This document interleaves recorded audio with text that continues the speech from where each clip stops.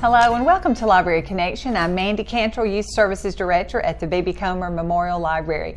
This is a very exciting show for me. I'm very excited. We have our summer programs going on now. We have outside performers and presenters come in. And today, Vicki Arfello from Animal Tales is joining me. Thank you for being here. Of course. Thank you guys for having us again. It's like the third or fourth year in a row. So. Yeah, thank you. First time we've had you, but I'm very excited. Yes, it is. Well, I called Vicki or emailed and said, would you be able to come do a TV show with us? Because she brings live animals. So I'm just excited today. Of course. So we have a program in a couple of hours, or really an hour or so. Really, we're excited about all the children coming to the library. And Vicki, you're with Animal Tales. Tell me what is Animal Tales? So we're an educational outreach company. So basically, we bring exotic animals that people don't usually get to see to places like schools and libraries, summer camps, churches, pretty much anywhere where they'll have us and educate the children and not so children at heart, about the animals, their ecosystems, everything about them. Yeah. That's great. When I knew you were coming, I went to the website, which I've looked at before because we've had you all about 3 or 4 years, but I wanted to just, get a little bit more information. I know your mission is to educate, entertain, and inspire. Absolutely. That's very similar to our mission at the library. That's great. And I love that you bring exotic animals, different animals that I might, if I've never seen, maybe children have never seen, so we get to see some really neat animals. Absolutely. It's a good mission to educate, entertain, and inspire. It's kids, I feel like they learn better when they are hands-on and they're excited about something. It's better than having them sit down and just absorb facts, but actually interact with you. It's just... I think it's a good thing. You guys are always great to relay a lot of information, but in a fun way. Right. Lots of facts. I don't think the kids really realize that. But that they're learning. Yeah, they're just like, wow, that's awesome. And you're like, yep, you just were educated. Good job. Yeah, and how much better to see a live animal than a picture? It's not always possible, but that's great. Absolutely. That's great. Yeah. Well, how long have you worked with Animal Tales? This is my third summer. So my first summer, I actually worked for the Animal Tales Mid-South. We do have 2 branches, so we have Animal Tales Mid-South and Animal Tales Southeast. Right. My second summer was with the Southeast location. I did the Reptile Scales and Tails, which was just the all reptile program that we have. And then this is my third year doing Born to Be Wild, which is one of our main shows. Yes. How did you become involved in this? Like, do you work at a zoo? Do you just have a lot of exotic animals at your home? So I am a marine biology student at the University of West Florida. And my advisor sent out an email saying that there was a local company trying to find interns for a summer internship type of just 2 months kind of thing. And so I applied. I had no experience with exotic animals or public speaking because I am a marine biology major. But I got the interview and everything went really well. It turned out to be an amazing opportunity. I could not think of a better job. I love it and I'm so lucky to have it because I get to do something that I enjoy and that I think it's very important and that I'm truly passionate about. So I think I'm pretty lucky. Correct. And I know they do need more help in the summer, I'm assuming, because of the summer library programs. So busy. Because, all the libraries have all the programs for the children. So that is actually our busiest time of the year, as well as October because we have a Halloween show, Creepy Critters. Yes. And then Christmas because we have Holiday Safari. Oh, that's neat. That's neat. That's fun. But you're in school during that time. Yes, I am. Yes, I am. Yeah, 2 more semesters and then I graduate. Oh, yay. Yeah, that's great. That's great. Well, okay, what is your title with Animal Tales? A naturalist. So basically, a naturalist is a person that works with wildlife.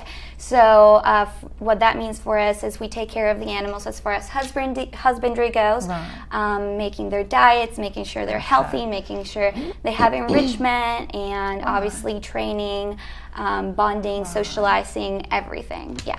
So do the animals live with you? That's a question that I have all the time. And as much as I would love to say yes, no, we have a facility where the animals have their habitats and their enclosures.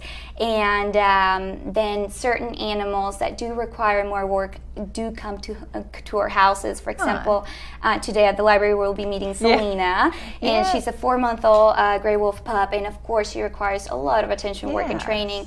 So it's easier and better for her if she just spends time with me at home. And then, of course, any of the animals at the facility can be taken home for training purposes. How neat, how neat. Yeah. That is fun. And I know, we were talking, I know you brought, when I asked you to come do the program, you said, well, I need somewhere to leave them. You don't just leave them in the car. No. Well, we are from Florida, but we travel all throughout the South, really, and it gets real hot outside. So obviously we cannot leave them in the car. Their safety and comfort is number one priority for us. So we have to make sure they're always, nice and safe. Yeah. And you talked about, letting the wolf pup out to walk around. They can't stay in a crate. I know. Right. Yeah. I walk her all the time, and she's real good. At first, she was really shy, but now she does excellent on a leash. She actually, right before I got here, I let her out outside of the library, and she loved it. So it's a great place. Oh, well, good. I'm glad to hear that. She's beautiful. I can't wait to see her. She's back at the library taking a nap right now. I know you said you're a marine biology major, but have you always loved animals? Or absolutely. Yeah, it was. It's kind of weird because I'm the only animal person in my family. Oh, really? My mom's sisters, they're not really so inclined towards nature. But I don't know, I was born with it. Ever since I was a little girl, I've always been chasing little critters here and there. Now, I did go on and read your bio. Where are you from? So I am from Venezuela. I grew up in Caracas, which is the capital. And then in 2014, after I graduated high school, I moved to the United States to start studying marine biology at the University of West Florida. Wow. Yeah. That's quite a change. Yeah, it was a good change though. It was super awesome. I've had a great time. Great experiences like working for Animal Tales. Oh, I bet. So I really can't complain. I bet. And you've got a busy summer. Do you have still a few more places to go? Yes, we do. Yeah, absolutely. I mean, I feel like around this time is when the libraries start to wrap up their summer programs. School starts pretty soon. Yeah, but we still stay busy. I bet you do. Well, how fun. Well, we are very excited about the program today. Good to hear. We are going to take a break now for a commercial, and then we'll come back and maybe look at a couple of your animals. Yes. Yay. Yeah. Hope you'll join us. Hi, it's Shawnee McNeil at South First Bank. This is a great time for you to buy or build a new home, or maybe refinance your present mortgage. Our rates are the lowest they've been in years, and that means saving you money. We've been helping our customers become homeowners in this area for nearly 70 years, and we can make our approvals right here in the office, and that means saving you time. We're located here in downtown Sylacauga. Come in and find South First, a better way to bank. Member FDIC, an equal housing lender. Marble City Pharmacy in Sylacauga is your destination for the highest quality health care. Our knowledgeable pharmacists are always available for questions about your medications or advice on taking over-the-counter products and supplements. Our friendly staff can assist you in choosing from our full lines of compression hose and medical equipment. And don't forget our gift department. We have a great selection of unique gifts for every occasion. Stop by and see us today. Marble City Pharmacy, here for life. Not getting a good night's sleep? Come into King's Mattress Outlet in Sylacauga and let us help you get that good night's sleep you deserve. We carry the best quality mattresses at the best prices from Restonic, King Cole, and Park Place. Eurotop Queen mattresses start at $199. Check out our Restonic Cabot Eurotop mattress with 1,000 individually pocketed coils, marvelous middle for back support, and comfort gel memory foam. King's Mattress Outlet in Sylacauga. Best quality at the best prices. Hello and welcome back to Library Connection. I'm talking with Vicki Arvello from Animal Tales, who's one of our presenters today. Yeah. And you have a friend with you. I do. So this is Wakanda. Wakanda is a red-crested tureko. It is a type of bird from Africa. Her name is Wakanda. It's a fictional country from Black Panther in the Marvel Universe, which children, of course, always love. That's a great choice of a name for this. Yeah, I know. They love having her. One of the obvious things about her that makes her so special is her colors. Now, believe it or not, when Wakanda was first born, when we first got her, she was about 1/3 of the size she is right now, and she was completely black. So her beak was black, all the feathers were black, feet black head to tail. Now, as they grow, the colors start to fill in and change. What you see now is not what she's going to be for the rest of her life. She'll actually get only brighter and brighter and more beautiful than what she already is. Yeah. Something really special about these birds is obviously everyone's captivated by their color, but it goes so much deeper than that. Birds are one of the most colorful animals, I would say. Now, and other birds, the colors are caused by a couple of things. Well, obviously their feathers are made of keratin, which we're familiar with because it makes our nails and our hair. Then they have melanin, which is a pigment that causes the color black and brown. The absence of melanin will cause white feathers. Then there's a pigment called carotenoids. Carotenoids give other birds their colors, but Wakanda here, the turacos, they're part of only a handful of birds that out of hundreds of thousands of birds that we have in this earth, only a handful of them actually have a pigment called terracin, which is what gives her red color, and it actually has copper in it, and copper oxidizes, and that's why it's red.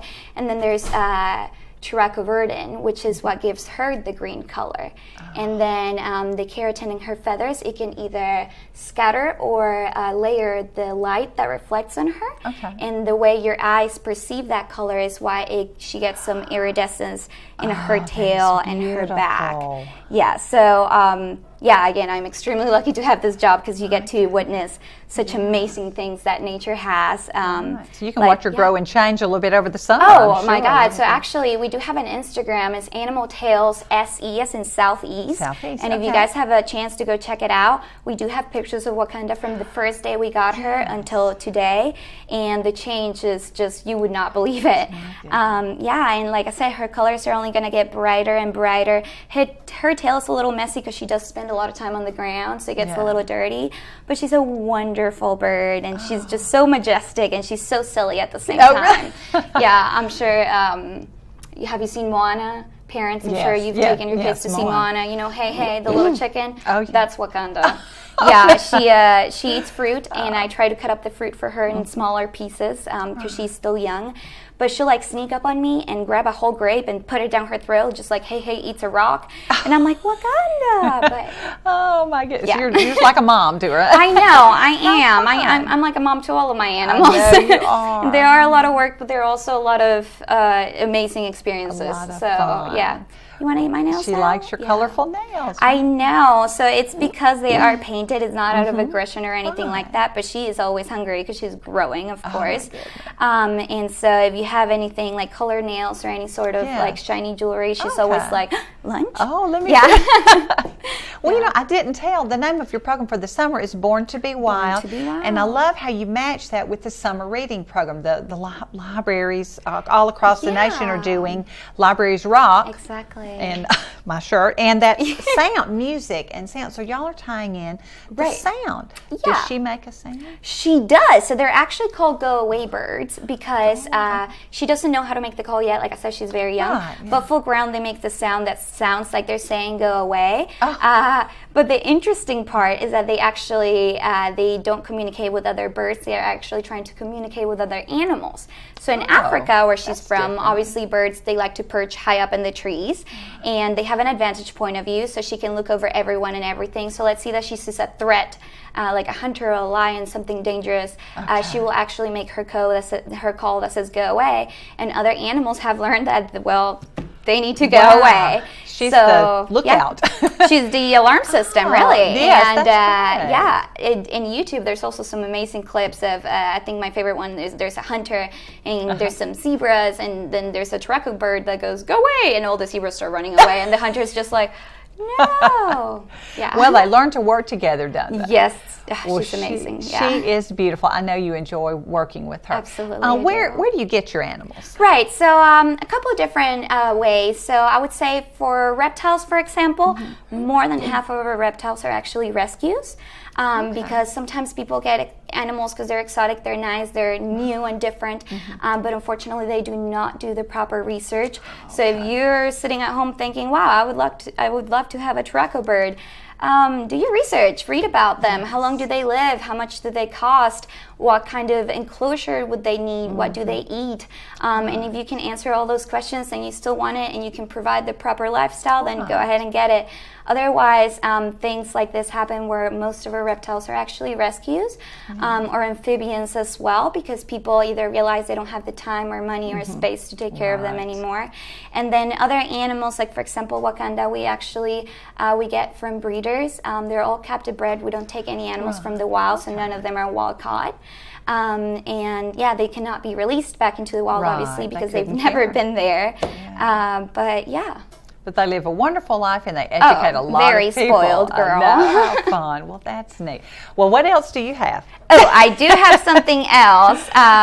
It's not quite as colorful, but I think it's just as neat. Yes. So now that Wakanda is up, I have this little mystery box. Okay. Now, in here we have some Madagascar hissing cockroaches. Okay. I'll try and stay in my seat. Right, so I have one right here. This girl is a female and she huge. seems to be pregnant. Oh, man. So they are the world's largest cockroaches. Oh, my goodness. Would you like to hold one? No, that's sure? okay. I am sure. Kids do it during the program, Really? actually. Well, I would have held the bird. You would have, okay. And you know, No. she is a very friendly bird, very Yeah. socialized. So like I was saying, they are the world's largest cockroaches. They are only native to Madagascar, so nothing to worry about.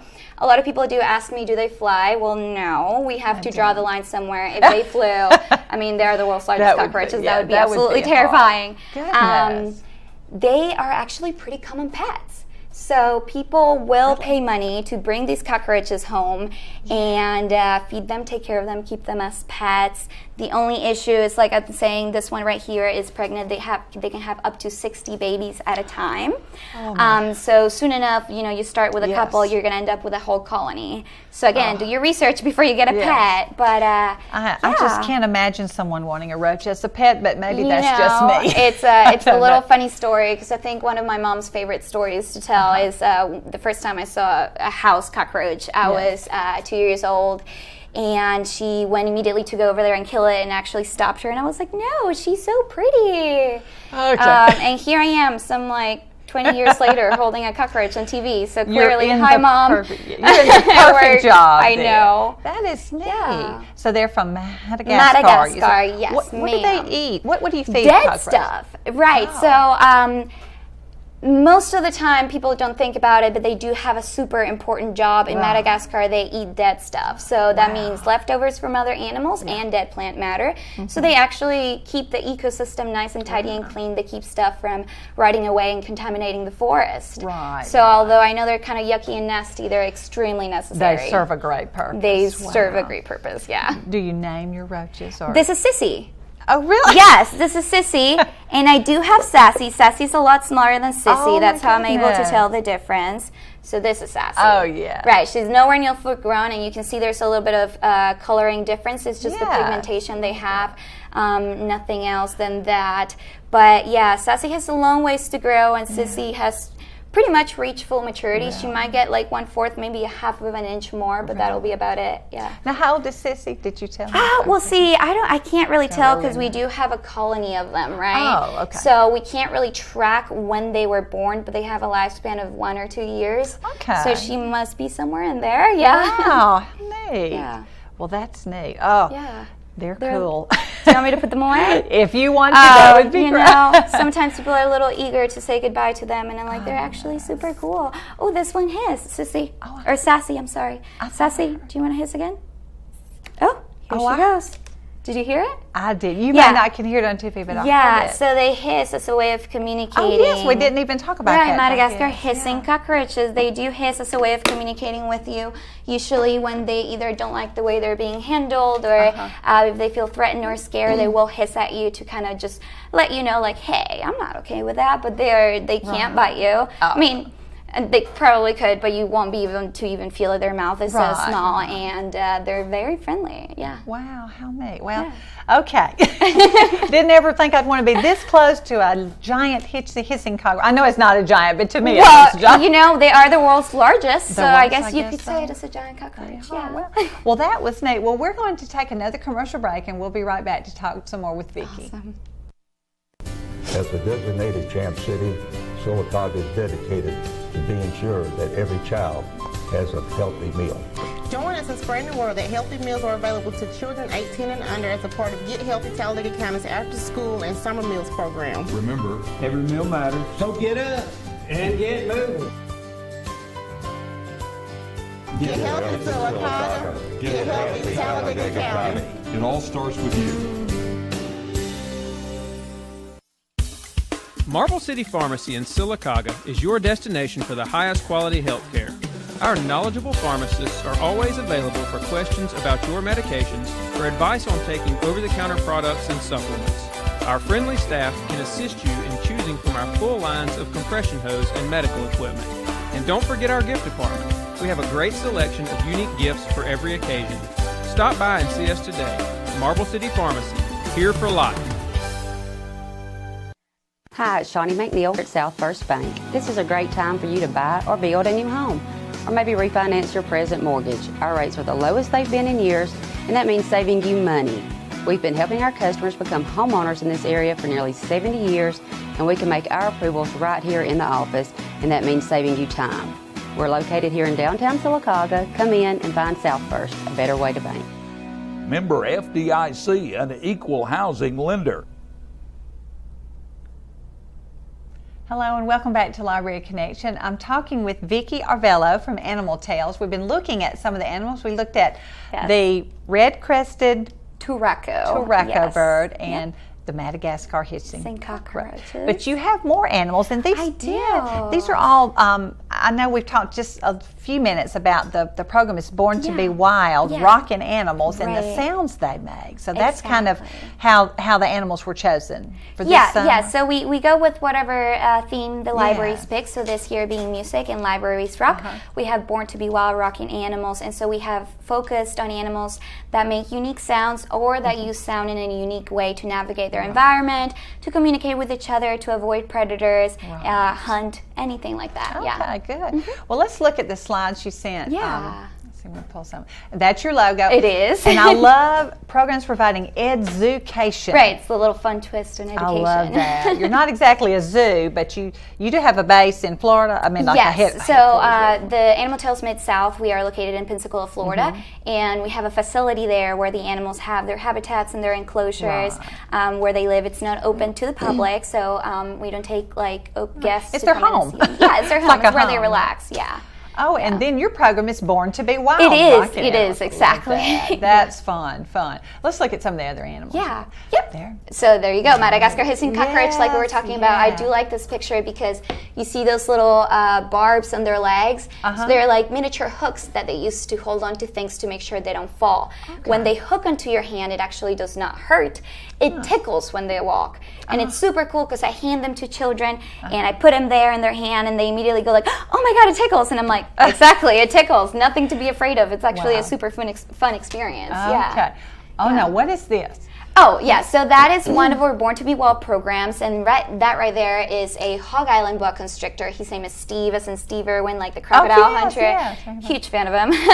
So, they're actually kind of in a lot of trouble in the wild because back in the 80s, a lot of people went to the Hog Island, which is a tiny little island of the coast of Honduras where they are from, and took them from the wild to sell them as pets. So now they're pretty common in the pet trade, but they're difficult to find in the Hog Island where they belong. And so there's a group of scientists today working real hard on trying to repopulate the island with these snakes, but it's actually proven to be a lot more difficult than we thought. And that's why we, for example, don't take any animals from the wild. Steve is actually a rescue. Oh, okay. Oh, that's Selena. Yes, she is. Beautiful. Yes, that is Selena. That picture is from a couple weeks ago, so she is a little bit bigger right now. Right now she's 4 months old, and she is the main animal in the Born to Be Wild program. obviously with the howling and the communicating. Now she's not a dog though. What Right, is she? she's a gray wolf pup, and like I said, 4 months old. Yeah. Really young, nowhere near what she's going to be when she's full grown. Gray wolves are the largest living wolves. I always like to tell people that they are the closest relatives to dire wolves if you're a Game of Thrones fan. Okay. So yeah. Yeah, wow, neat. Now she must be a lot of fun having her. Well, Oh we'll my talk gosh, about- she's a lot of fun, but a lot of work too. I bet she's beautiful Yeah. though. All right. Yeah. Oh no. Yeah, that's Steve again. So yeah, Steve, he's actually, we do have touch animals at the end of the program. It's Yeah. usually going to be a reptile because they're desensitized to it. They have a very basic brain, so either you're food or you're a threat. And if you're not food or a threat, they're pretty much okay with being, You being can there. Rub your hands all over my back. Exactly. Oh, that's John and Sydney. So Sydney is a laughing kookaburra. We got her at the same time we got Wakanda. Okay. She is the bird that he's using for his Born to Be Wild program. Right. And they have a super wild, unique sound that a lot of times is used in like jungle movies. Okay, Because yeah. it's just out of this world. I mean, Right. it's a laughing Kookaburra. kookaburra. They're native to Australia. How And that's John again with a Brazilian rainbow boa.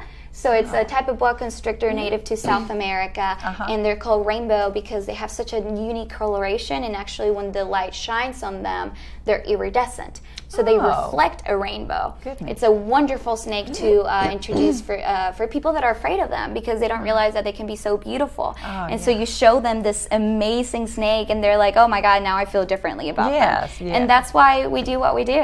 Yeah. That's great. Absolutely. Oh, another snake. Yeah, so this is also a Hog Island boa constrictor. Her name is Sandy. That's the one that travels with John. Okay. She is quite a lot bigger than Steve, my Steve.